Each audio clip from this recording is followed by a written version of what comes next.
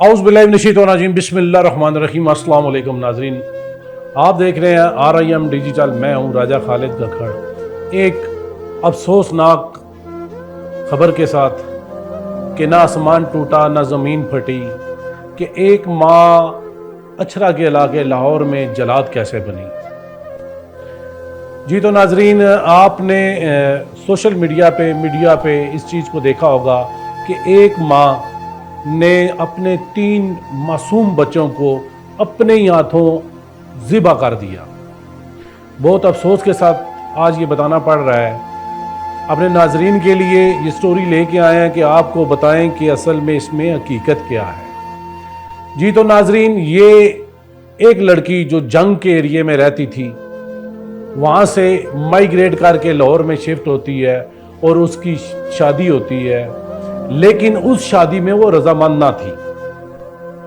جب اس کی شادی ہوتی ہے، اللہ پاک اس کو 3 بچوں سے نوازتا ہے، ایک 1.5 سال کا، ایک 3 سال کا اور ایک 5 سال کا۔ 2 بچیاں اور ایک بیٹا اللہ اسے عطا کرتا ہے۔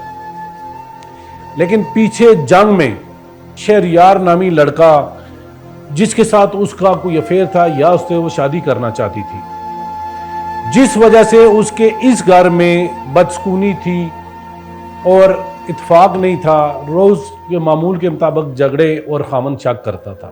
شک اس کا بنتا بھی تھا، لیکن پھر بھی ایسی کیا بات ہوئی کہ ماں جلاد بن گئی اور اپنے بچوں کو ذبح کیا۔ اب یہ سارا ماں کا رچایا ہوا ڈرامہ کہ ماں بچوں کے ساتھ آنکھ مچولی کھیلتی ہے۔ ناظرین، بچپن میں آپ نے بھی کھیلا ہوگا، میں نے بھی کھیلا ہوگا تھا، ایک چھپتا ہے دوسرا، پھر اس نے سب سے پہلے بیڈ پہ لیٹے ہوئے 1.5 سالہ ام حبیبہ، جی تو ناظرین 1.5 سالہ ام حبیبہ کو اس کے بیڈ پہ ہی چھری سے اس کو ذبح کر کے موت کی گھاٹ اتار دیا۔ تو اس ماں کا کلیجہ نہ کانپا۔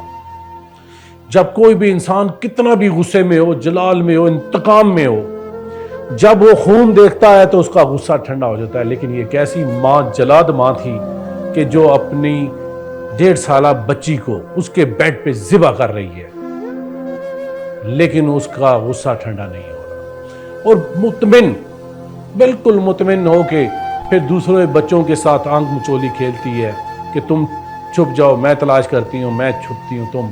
پھر اس طرح دوسری بیٹا جو اس کا مومن تھا، مومن رضا، اور بہت پیارا، یہ جی ناظرین آپ دیکھ رہے ہیں کہ ایک پھول تھا، پھر اس نے اس پھول کو اپنے پاؤں کے نیچے روندا، اپنے ہی ہاتھوں اس کو ذبح کیا اور موت کی گھاٹ اتار دیا۔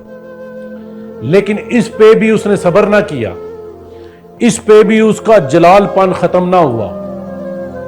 کیسی اس کی نفرت تھی، کیا اس کے ذہن میں انتقام تھا، یا کیا یہ سائیکو ہو چکی تھی، اس قدر جلاد بن گئی تھی کہ 2 بچوں کو ذبح کرنے کے بعد بھی اس کا غصہ ٹھنڈا نہ ہوا، اس کی عقل اپنی جگہ واپس نہ آئی۔ وہ پھر تیسری بچی جو 5 سال کی تھی، پھر اس کو وہ ذبح کرتی ہے۔ تو پھر اس کے بعد وہ اتنے سکون کے ساتھ کپڑے بھی بدلتی ہے، کچن میں اس چھری کو بھی دھوتی ہے، رکھتی ہے، اور باہر سے لاگ لگا کے میڈیکل سٹور کا بہانہ کر کے چلی جاتی ہے۔ اب اس نے اپنے بیان میں یہ کہا ہے کہ اس کے پروگرام میں یہ شامل تھا کہ یہ سارا کچھ الزام اپنی ساس پہ لگا دے گی۔ سٹور پہ جا کے اپنے خامند کو فون کرتی ہے، جو بیچارہ مزدور کار آدمی تھا، اس کو بلا کے پھر اس کو گھر آتی ہے، اور وہ پورا پھر وہ ڈرامہ رچاتی ہے کہ میں باہر تھی، آئی ہوں تو بچوں نے بچوں کو ذبح کر دیا، جبکہ ایسا کچھ بھی نہ تھا، یہ حقیقت نہیں تھی۔ اب اس پہ جب اچھرا پولیس نے کال پہ، جب پولیس پہنچی، آفیسر پہنچے، انہوں نے پہلے ہی بھانپ لیا تھا کہ یہ بچوں نے بچوں کو نہیں مارا، یہ قتل ہے، لرزہ خیز قتل۔ میں تو کہتا ہوں کہ بیان کرتے ہوئے بھی ہم لرز جاتے ہیں کہ ایک ماں معصوم بچوں کو کیسے قتل کر سکتی ہے۔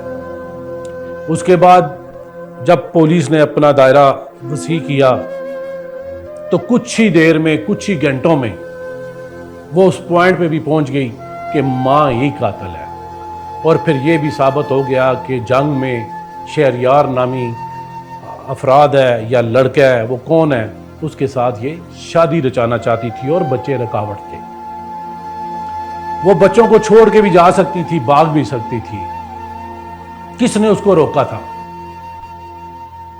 لیکن اتنا بڑا ظلم اور اتنے ننھے معصوم پھولوں کو پاؤں کے نیچے روندنا کوئی آسان کام نہیں ہے کہ اس ایریے میں ایک سوگوار فضا پھیل گئی، پورا ایریا، پورا لاہور اس میں ماتم کی صف بچ چکی تھی کہ یہ کیا ہوا، لیکن وہ ماں اندر بچوں کی لاشیں پڑی ہوئی ہیں اور باہر پھر بھی جھوٹ پہ جھوٹ، جھوٹ پہ جھوٹ بول رہی ہے۔ وہ کیسی ماں ہے؟ لیکن ٹیکنیکل طریقے سے پولیس نے اس کو ٹریکل کر کے ہینڈل کر کے اصل حقائق کو جان لیا کہ ماں نے پہلے بازار سے چھری خریدی، پروگرام کے تحت اس کا ارادہ تھا، اس نے پھر نئی چھری اپنے بچوں کے لیے خریدی۔ ناظرین، وہ کیسی ماں تھی جو اپنے بچوں کو ذبح کرنے کے لیے، قتل کرنے کے لیے چھری خرید رہی ہے، پیسے دے رہی ہے دکاندار کو، ارادہ کر رہی ہے کہ میں نے یہ کرنا ہے، اس کا کلیجہ کیوں نہیں پھٹا؟ کتنے افسوس کی بات ہے کہ اس کا کلیجہ نہیں پھٹا کہ وہ چھری وہاں سے اٹھاتی ہے اور گھر تک لے کر آتی ہے۔ وہ کن قدموں سے چل کے آئی ہوگی، مجھے یہ سمجھ نہیں آ رہا کہ وہ ماں تھی یا کیا اس کو میں نام دوں۔